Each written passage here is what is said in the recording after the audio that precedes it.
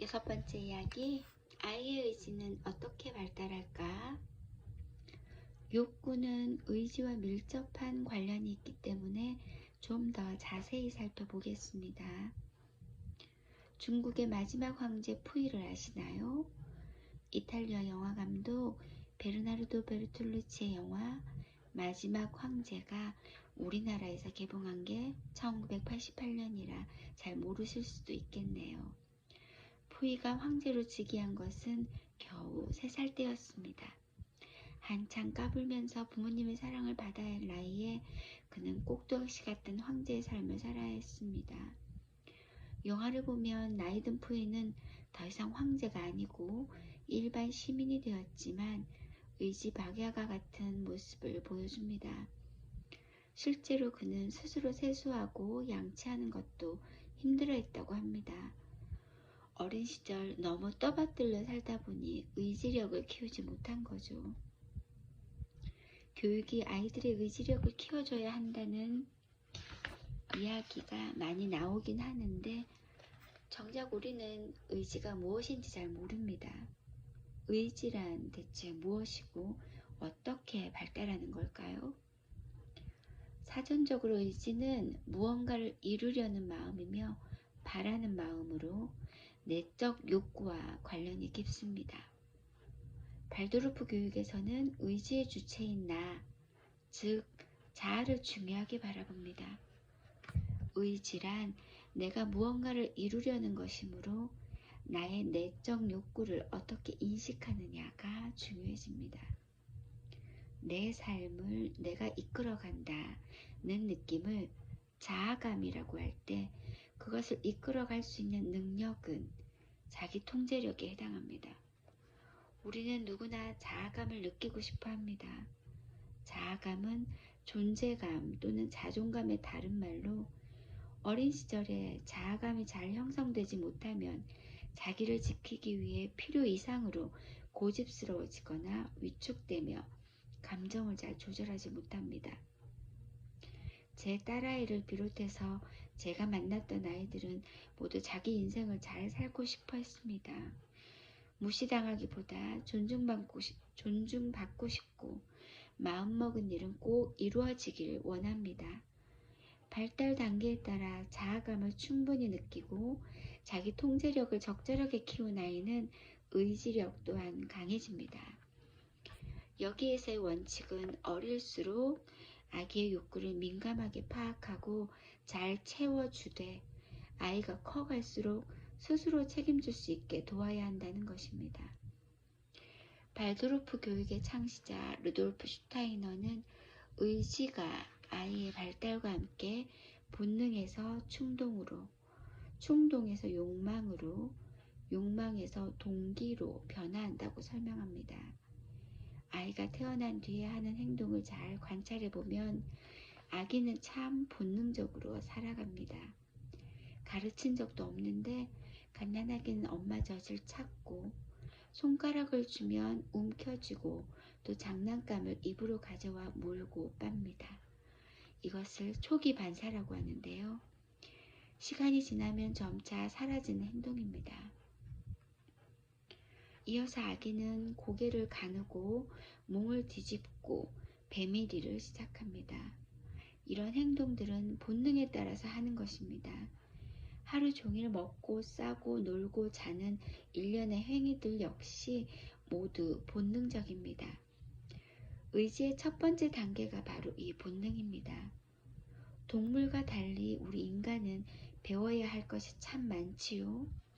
기저귀의 대소변을 마음대로 보던 아이가 2돌쯤 지나면 변기에 앉아 대소변 가리는 법을 배웁니다. 서너 살이 지나서 기저귀를 뗀다고 해도 문제될 것은 없습니다.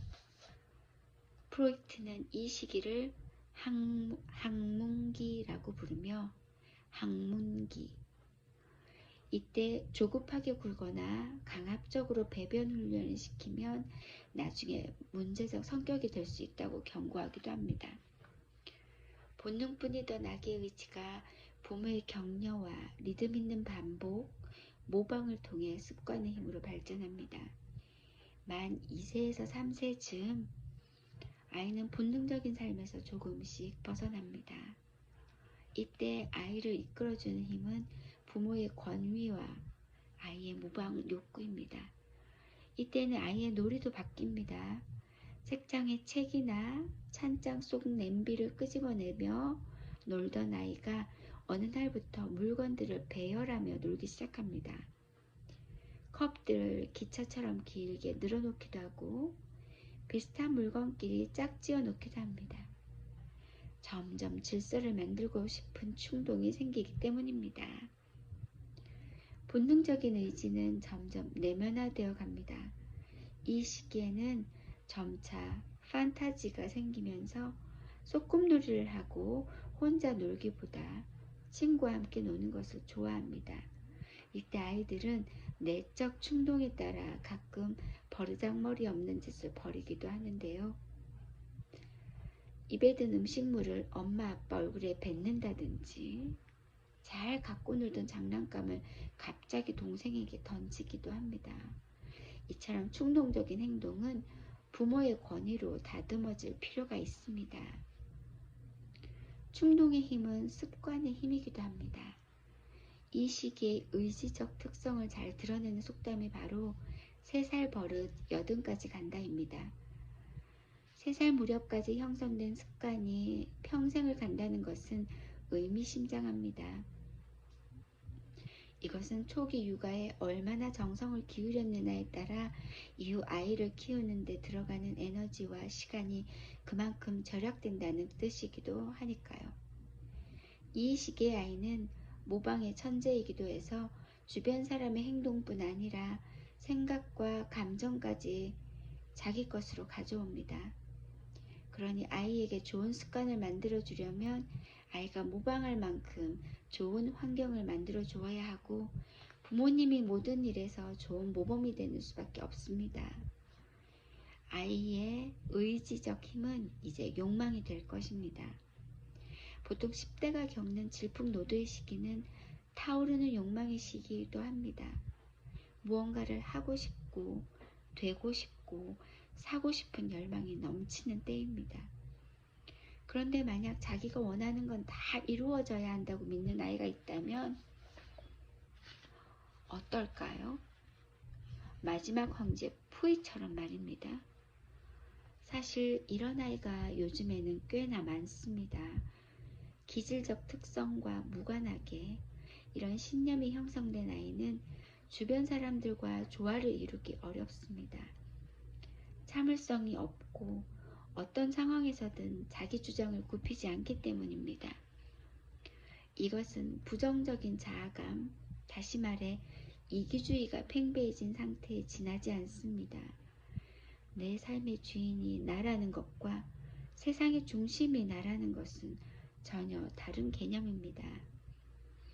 내 삶의 주인이 나인 것처럼 다른 사람 역시 각자 삶의 주인이므로 아이는 나의 욕망과 타인의 욕망을 함께 고려할 수 있어야 합니다. 사람의 욕망과 다른 이유는 이기주의를 넘어 서로 협력하고 삶의 의미를 찾기 때문일 것입니다. 동기는 욕망이 자아와 연결되어 행동의 이유를 인식하고 의지를 내는 것입니다. 아이들은 학교에 다니며 동기에 따라 사는 법을 조금씩 배워갑니다. 그냥 하고 싶어서 하는 게 아니라 왜 해야 하는지, 어떤 의미가 있는지를 아는 게 동기에 따라 사는 것입니다. 하기 싫은 일도 동기에 따라서는 묵묵히 해야 할 때가 있지요. 너무 어린 시절부터 동기를 의식할 필요는 없지만 최소한 사춘기 이후에는 외적 동기에서 점점 내적 동기를 찾도록 도와야 합니다. 정말 강력한 의지는 자발적인 동기에 따라 살 때 나오기 때문입니다. 자기 의지를 가져야만 우리는 자유로울 수 있고 꺼지지 않는 소망을 가질 수 있습니다. 내 의지로 삶을 이끌어갈 때 우리는 저마다의 삶에서 진정한 주인이 될 수 있습니다.